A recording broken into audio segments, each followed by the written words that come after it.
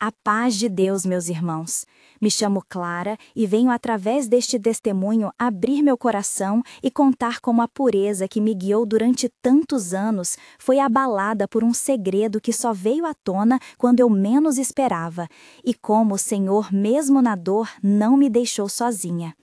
Eu peço que me ouçam até o fim, não para receber julgamentos, mas para que, se você está passando por uma provação, saiba que há esperança e que a palavra de Deus pode trazer luz.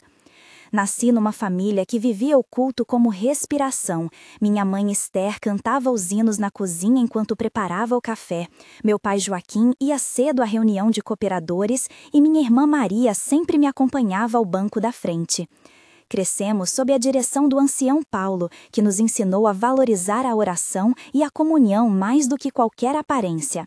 Na infância, eu aprendi a ler a Bíblia antes de dormir, sentindo o cheiro do óleo do lampião na casa dos meus avós, e isso marcou minha fé.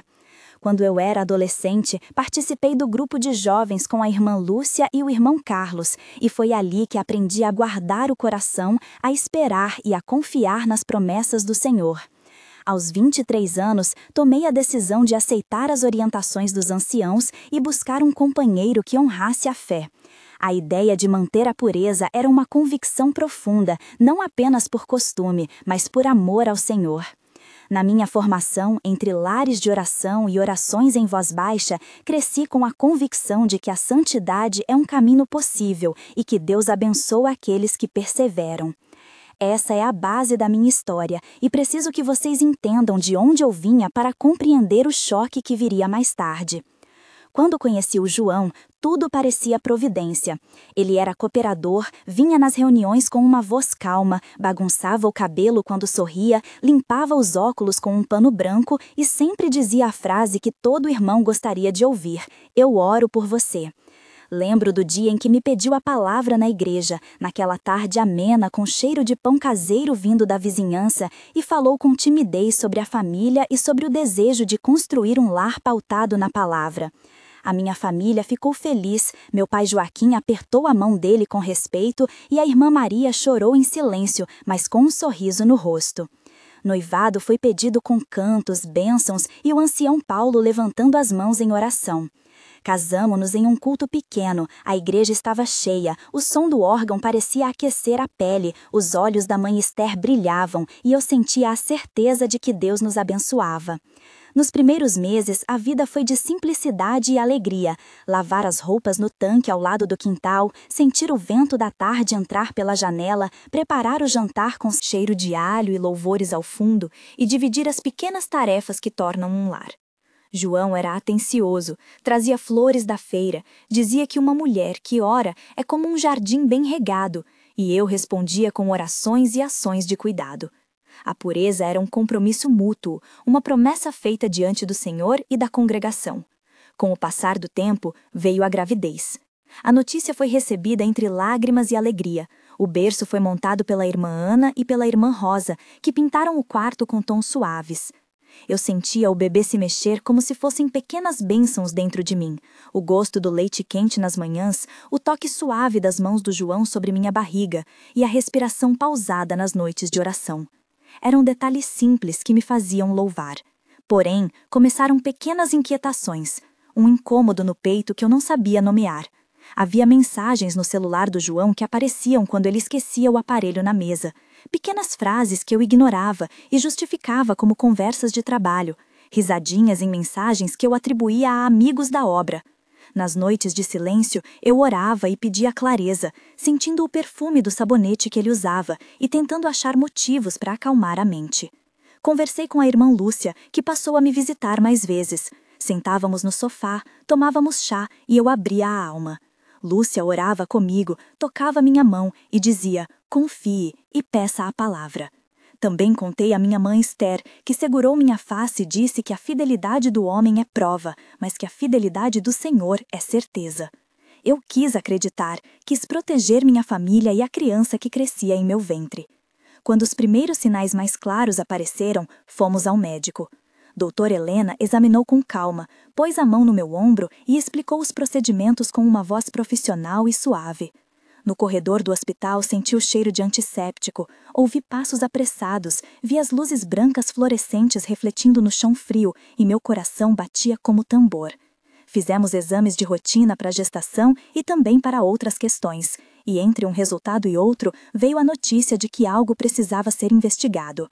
Não era apenas a minha saúde, mas indícios que mexeriam com a confiança entre eu e o João. Nas consultas, eu fazia perguntas e ela respondia com precisão, explicando termos que eu nunca havia ouvido, e eu tentava gravar cada orientação como se fosse boa nova. Em casa, João segurou minha mão e disse palavras de conforto, falou baixo e por algumas noites eu pude sentir o calor dele perto de mim. Em outras noites, já não havia o mesmo calor, havia um distanciamento que eu não sabia explicar. Foi ali que a inquietação virou busca por provas e a oração passou a caminhar junto com a investigação. Uma noite tive um sonho que não saiu do meu pensamento. No sonho, eu estava num campo de trigo sob um céu azul parado, havia um vento morno que tocava meu rosto e uma voz que eu sentia como paz sussurrou: "Abre os olhos." Acordei com o gosto metálico da ansiedade na boca, o travesseiro molhado de lágrimas, o som do relógio marcando madrugada e uma certeza interna de que eu precisava ver a verdade. Foram dias de leitura da Escritura, de pedir a palavra durante o culto e de ouvir o conselho do ancião Paulo. Eu decidi, então, com oração e temor, confrontar o que sentia. Chamei a irmã Lúcia para me acompanhar e também pedi a presença do irmão Pedro, que sempre foi amigo da casa. No dia marcado, sentei no banco da cozinha, com o cheiro da comida ainda no ar, e falei com o João. O diálogo que se seguiu foi longo e doloroso. Eu perguntei, com voz trêmula, sobre as mensagens, sobre o que eu vinha pressentindo. Ele hesitou, o rosto corou, os dedos entrelaçaram e desataram, e então começou a contar uma história que eu não podia imaginar. Conversamos por quase 2 horas. Eu disse: "O que aconteceu?" Ele respondeu: "Eu errei. Eu tenho um segredo que escondi por medo." Eu perguntei: "Com quem?" Ele suspirou e disse um nome que parecia cortar o ar, e a casa pareceu encher de silêncio. Foram trocas onde eu chorava e ele tentava explicar, onde a mentira e a verdade se entrelaçavam. A sensação de tocar papel áspero e sentir frio no peito era constante, e às vezes eu fechava os olhos para lembrar do rosto do meu filho dentro de mim, do seu cabelo macio, e me agarrava à oração. Pouco depois da confissão, vieram provas que o Senhor, de alguma forma, deixou sobre a mesa. Havia mensagens antigas que a irmã Rosa encontrou por acaso quando ajudava com roupas. Um bilhete esquecido que falava de encontros secretos e registros que mostravam uma vida dupla. A leitura desses papéis foi como sentir água fria na face pela primeira vez depois de um longo calor. Surpreendi-me com sensações físicas, o gosto do ferro novamente, o som abafado dos meus próprios passos na casa que agora me parecia estranha, e o cheiro de café que fazia lembrar das manhãs quando éramos mais inocentes. Chamei a irmã Maria, que veio e sentou comigo no chão da sala, segurou minha mão e disse: "Nós vamos orar, nós vamos estar contigo."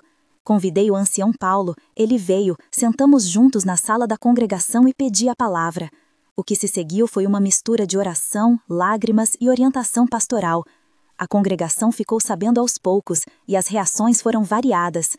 Tive apoio de irmãos como Ana e Carlos, que expulsaram a dúvida pela palavra e pela presença, e também senti o peso do olhar de quem julgava sem saber de toda a história. Foi um tempo de dor pública e reflexão íntima. Meu coração se partiu ao perceber que, além de traição emocional, havia decisões que comprometiam nossa vida juntos. Houve momentos de tensão que pareciam devorar minha alma. Lembro de uma tarde em que ouvi a risada dele no quintal, uma risada que eu nunca ouvira daquela maneira, e senti como se o chão sumisse. Em outro instante, ao abrir um aplicativo do celular, encontrei mensagens recentes que vieram como punhal. Essas cenas exigiram diálogos longos e difíceis com várias pessoas. Em uma conversa com o advogado Marcos, expliquei os passos legais a tomar para proteger meus direitos e garantir o bem-estar do filho que eu esperava. Ele falou de possibilidades, de medidas protetivas se necessário, e eu escutava, sentindo o toque do papel do contrato sob meus dedos enquanto ele falava. Pedi a opinião do pastor Paulo, que trouxe conselhos bíblicos e práticos. Em cada conversa, senti o contraste entre a voz firme da razão e o apelo manso da fé. Eu me perguntava, e agora? Onde está a bênção? E no silêncio das noites eu orava, pedindo clareza, perdão e, se fosse a vontade do Senhor, restauração. No entanto, a crise exigiu medidas concretas. Decidimos, depois de muita oração e conselho do ancião Paulo e do pastor Paulo, separar temporariamente ambientes para preservar a paz do bebê e minha saúde mental. Essa decisão não foi tomada de modo leviano. Havia diálogos intensos com o João antes e depois da separação. Em casa, eu dizia, precisamos de verdade, precisamos de cura, precisamos de transparência. Ele respondia, eu sei, eu falhei, eu quero consertar. Em uma reunião com irmãos, a irmã Lúcia falou que a comunidade não podia compactuar com o engano, mas que também ela da fé deveria ser porta de restauração se houvesse arrependimento. A sensação das chaves frias na minha mão, o som do portão se fechando, o gosto amargo do chá que preparei naquela noite ficaram marcados como símbolos de um tempo que Deus permitiu passar. Ao mesmo tempo, eu recebi a visita da irmã Ana com um pacote de roupas para o bebê e palavras de consolo, e isso mostrava que a comunhão ainda existia em meio à dor. Houve um momento em que a revelação trouxe luz. Uma manhã, ao organizar documentos, encontrei mensagens de voz que o João havia deixado em segredo para outra pessoa. Eu ouvi, com o coração disparado, a voz dele se misturando com risadas que não me eram destinadas. Naquele instante, eu senti uma mistura de frio no estômago, um cheiro de chuva chegando e o som distante de um carro passando pela rua. O rosto do João apareceu na minha memória como quem tenta explicar algo que não tem explicação. Chamei a irmã Rosa e o irmão Pedro para ouvir comigo, e as reações deles foram de choque e oração. Lembro que a irmã Rosa pegou meu rosto e disse, Clara, levante sua cabeça e peça a palavra. E foi exatamente o que fiz. No culto seguinte, pedi a palavra e com voz trêmula contei parte do que eu havia vivido. Senti o calor das mãos da congregação sobre meu ombro, ouvi hinos que pareciam segurar a minha respiração e senti uma paz que eu não esperava sentir naquele momento. Foi como se Deus dissesse, eu estou contigo. A partir dali, tomamos passos legais com o apoio do advogado Marcos. Ele explicou os termos do processo, como reunir provas, como garantir a pensão e a guarda e quais documentos seriam necessários. Em palavras simples, disse que a justiça humana pode confirmar aquilo que o coração já reconhece, e eu ouvia com atenção, tocando o papel e repetindo as instruções para não esquecer. A decisão de pedir a separação legal foi tomada após um período de oração, aconselhamento e tentativas de reconciliação. Houve quem dissesse que eu devia perdoar e voltar para casa sem formalizar nada, e houve quem segurasse minha mão e dissesse que proteger a criança e preservar a verdade era um ato de amor. Entre conversas com a mãe Esther, que sempre me acompanhou, e diálogos com o pastor Paulo, percebi que era necessário uma postura firme. A comunidade, aos poucos, mostrou que o amar verdadeiramente também significa pedir correção e buscar o bem maior. Nos momentos de maior tensão, eu tive que enfrentar memórias e decisões que pareciam me mudar por dentro. Passei noites lembrando detalhes da história de quando eu e o João nos conhecemos.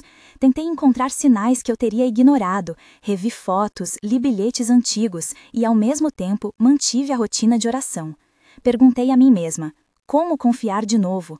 A dor era física e espiritual. Eu sentia meu corpo cansado, a garganta seca e às vezes um gosto de ferro no paladar quando recordava as mentiras. Mas ao mesmo tempo havia algo que me segurava, algo que vinha das noites em que eu já não podia dormir sem falar com Deus.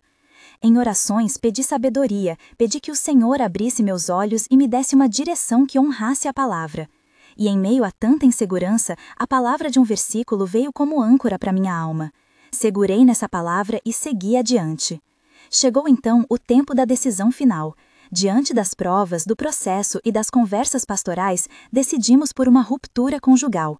Foi um momento doloroso, mas também de liberdade, porque não vivia mais na sombra de uma verdade escondida. No dia em que entreguei os documentos no cartório, senti o sol quente na pele, o ponteio do relógio avançando e uma oração curta na minha boca pedindo força. A irmã Maria e a irmã Ana me acompanharam, e ao sair do cartório fomos até a congregação para orar.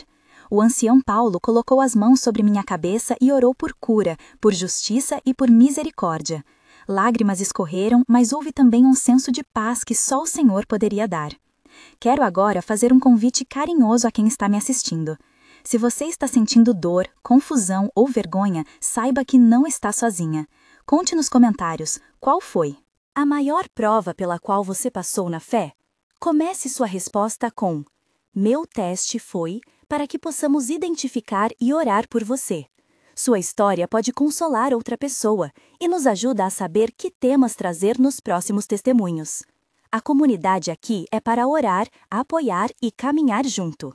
Enquanto escrevo isso, lembro de quantas irmãs me procuraram, como a irmã Lúcia trouxe palavras de conforto, como o irmão Pedro esteve presente em reuniões e como a irmã Rosa e a irmã Ana cuidaram dos detalhes práticos. Todo apoio conta e a oração em conjunto tem um grande poder de restauração. Agora quero compartilhar como tem sido o tempo após essa tempestade, porque o Senhor tem sido fiel. Um mês depois das decisões, eu ainda sentia o vazio, mas notava sinais da presença de Deus em pequenos detalhes. A pele mais descansada, o som dos hinos que eu cantava pela manhã, a primeira consulta do bebê após o processo de separação, que me trouxe notícias de saúde e me fez agradecer. A irmã Maria veio com um prato quente e com receitas da família. Doutora Helena marcou consultas de acompanhamento e falou sobre a importância de cuidar da minha saúde física e emocional. E o advogado Marcos continuou orientando sobre os passos legais com paciência. Senti o toque consolador da irmã Ana durante visitas e o sorriso de pessoas como Carlos que mostraram solidariedade. Em orações, eu senti a paz do Senhor aos poucos substituindo o medo. Eu aprendi a criar novos rituais de oração com meu filho, a cantar baixinho no quarto com o cheiro do sabonete infantil no ar e a valorizar pequenas rotinas que trazem estabilidade. Em termos práticos, reorganizei a casa com a ajuda de Rosa e Ana, comprei um banco pequeno para a varanda onde me sento para orar e voltei a frequentar reuniões devocionais com o coração curado. 3 meses depois, houve avanços que ninguém poderia prever sem a graça de Deus. Eu já tinha participado de sessões de aconselhamento com o pastor Paulo, que me ofereceu orientação espiritual e ferramentas para lidar com a dor. Em encontros de grupo com a irmã Lúcia e outras irmãs da congregação, falei abertamente sobre vergonha e redenção e percebi que minha história tocou vidas. Recebi telefonemas de irmãos como Pedro e Carlos, que trouxeram palavras de encorajamento, e a irmã Rosa organizou uma pequena ação prática para ajudar em custos do lar durante o período de reorganização. Em aspectos legais, o processo caminhou com transparência e consegui assegurar direitos para proteger meu filho. O tempo de 3 meses mostrou recuperação emocional. Eu tinha dias mais leves, conseguia rir e sentia que Deus estava trabalhando em mim. Comecei a participar de atividades na obra que antes eu evitava, e cada sorriso que eu recebia era um lembrete de que a comunhão restaura. 6 meses depois, a história parecia ganhar novo fôlego, não porque o passado foi apagado, mas porque a presença de Deus transformou minha dor em propósito. Eu avancei em planos práticos para a vida, aprendi a administrar as finanças com a ajuda do irmão Marcos, e retomei sonhos que estavam adormecidos. Comecei a escrever pequenas devocionais que compartilhei com a irmã Ana e com a irmã Maria, e essas palavras foram um bálsamo para mim e para outras mulheres. Em um encontro na congregação, fui convidada para dividir meu testemunho em uma noite de comunhão, e aquele foi um momento de cura pública. Senti as mãos sobre minha cabeça, ouvi a irmandade orar e reconheci que minha história podia servir para edificar outros. O relacionamento com o João ficou definido pelos limites que estabelecemos, e hoje há, para mim, uma paz que não se baseia na negação do passado, mas na confiança que Deus reconstrói. O bebê cresceu saudável, os cheiros das manhãs voltaram a ser acolhedores, e eu aprendi a confiar novamente, primeiro no Senhor e depois nas pessoas que mostraram ser dignas de confiança. Hoje me dedico a apoiar outras irmãs que passam por situações semelhantes. Encontro forças na palavra e em reuniões de oração, que agora fazem parte do meu serviço. Em conclusão, irmãos, passei por dor, vergonha e decepção, mas Deus me sustentou, deu direção e transformou minha experiência em testemunho. A ação concreta de buscar justiça, somada à oração e ao apoio da congregação, me permitiu restabelecer a vida e seguir com fé. Se você precisa de oração, escreva "ore" nos comentários e vamos orar por você. Se este testemunho tocou seu coração, Inscreva-se no canal para receber mais relatos e palavras de esperança. Que o Senhor abra os olhos de quem está passando por provação, que Ele traga cura e restauração, e que a comunhão entre irmãos seja sempre fonte de força. Fica com Deus e que o Senhor continue sustentando sua vida com graça e misericórdia. Amém.